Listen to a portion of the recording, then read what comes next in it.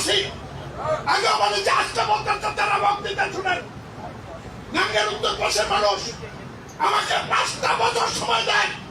আমি আপনাদেরকে কুমিল্লা বানিয়ে ছাড়বো আর কুমিল্লাকে আমি সিঙ্গাপুর বানাবো কেউ কেউ গল্প কর সিঙ্গাপুর কেমনে বানাইবো আপনি যেমনে ধনী লোক হয়েছেন এমনি না আমি কাম দিয়া করব আল্লাহ আমার মাথা দিছে আল্লাহ আমার মন দিছে আল্লাহ আমার হৃদয় দিছে আল্লাহ আমার কান দিছে আল্লাহ আমার সাহস দিছে আল্লাহ আমার বুদ্ধি দিছে আপনাদের মতো চাঁদা তুলে খাই না